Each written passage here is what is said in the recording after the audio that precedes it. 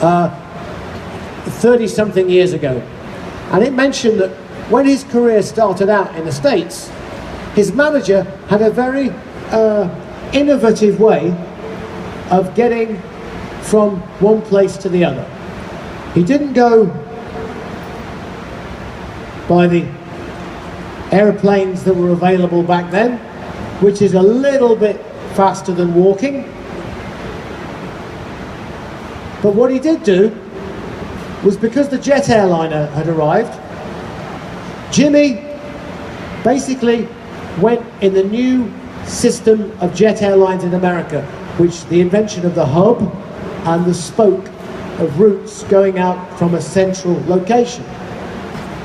So Jimmy's manager just went and bought a book of 50 tickets and said, Jimmy will play wherever the aeroplane flies. So back in the day, you could take guitars and drums and chainsaws and God knows what on airplanes. There wasn't no strange restrictions about taking your spears with you. So Jimmy went out, but what that enabled him to do, see, the rest of the world was traveling around in these, or they were going by bus, or they were going by train. So the rest of the rock and roll population was traveling around very slowly. But Jimmy was everywhere. He could be in New York one day, 2 days later San Francisco. Impossible any other way.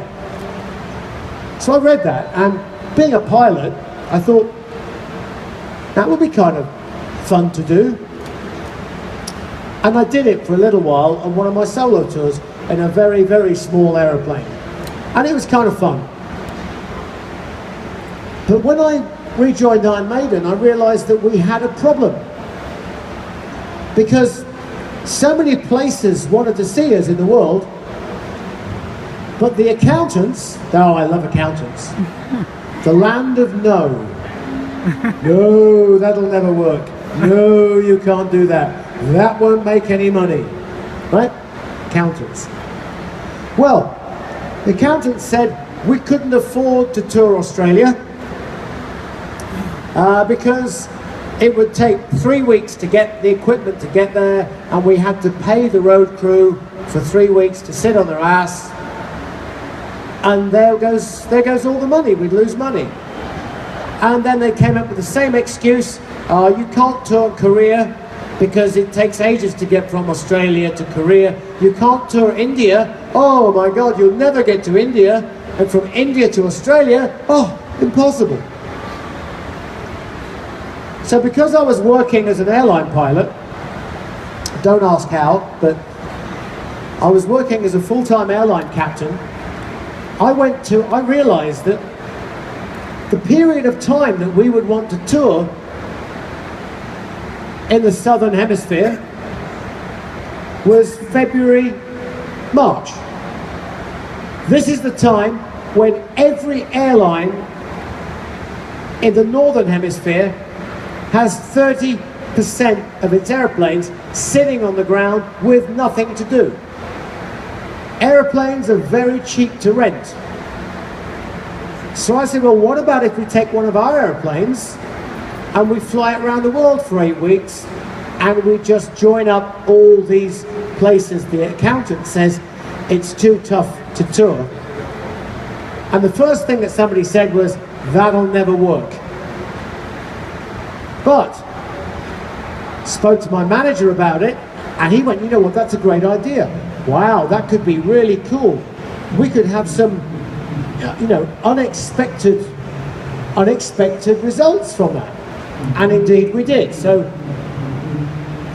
that's what we ended up with. So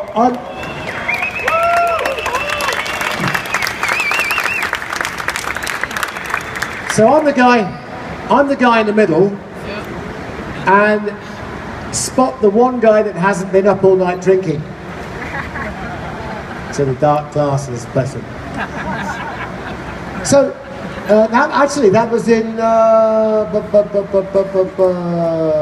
Belo Horizonte. That picture was taken. Yeah.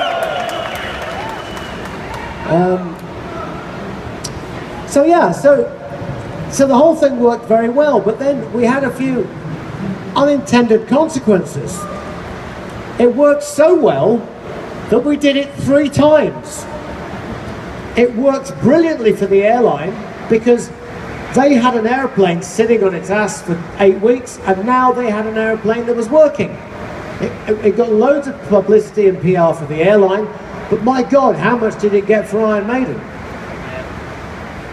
And everywhere that airplane went, people thought that we were playing.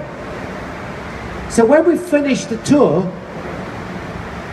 I said to the airline, hey, do you want to keep the airplane painted up like that? Because it went back to normal passenger service with 220 people on it. And it was flying to America daily. So we stopped touring. But as far as the rest of the world was concerned, everywhere that plane landed, oh my God, Iron Maiden must be in town. It was incredible. You know, and the internet was alive with rumors. Oh my God, are they playing in New York tonight? I can't get a ticket. That's because we're not playing. But it was absolutely fantastic, and it was great fun as well. Terrific. You know, you always get one disruptive passenger.